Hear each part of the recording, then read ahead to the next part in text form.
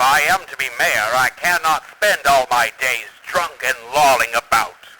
I realized this today at 4 p.m., having woken up from the delightful stupor caused by my morning drinking.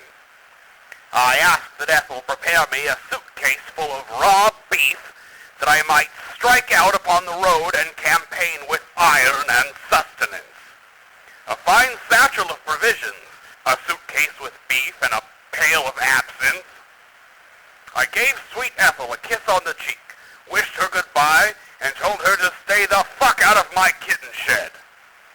I swear that girl has been freeing the poor felines, which is fine, but that I need things to punch, and I shan't be questioned by constables again for punching things which aren't God's animals. Just last year, the Sears Company printed a large book which interested parties may order items for purchase by mail. For the purpose of increasing my manly baritone across distances, I sent for a speaking trumpet. Also, I requested new boxing mittens. They're of a shiny red hue and excellent quality for the physical act of punching things. I propelled my motor carriage down the streets of Brooklyn, one hand holding the speaking trumpet, and the other looking rather finely with a boxing mitten. You may remember my campaign strategy. 'Tis to scare the love of life out of them whilst requesting their vote. Remember, if they shit in their drawers, 'tis their vote that's yours.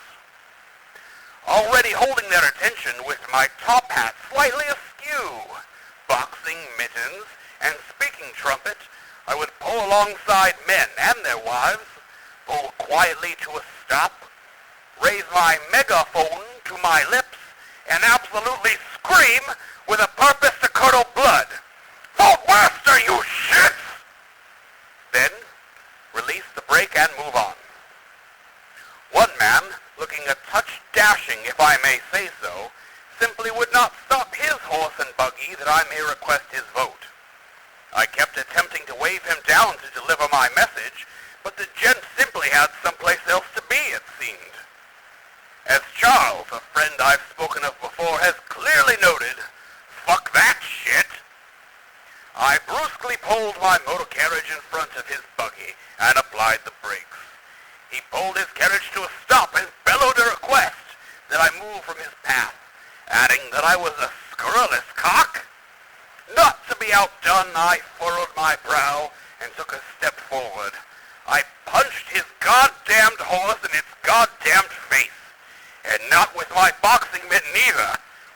'Tis too good for this man's horse. I bludgeoned it with my brass trumpet. The horse looked shocked, whinnied, and then fell over. I licked the horse's blood from my speaking trumpet, having quite forgotten the delightful lunch of raw beef awaited me back in my carriage. I raised my mitten to the air and told the man, I am Frederick W. Wurster, and I shall be your mayor. Am I not in receipt of your vote this election, sir? Please do consider all of your horses punched.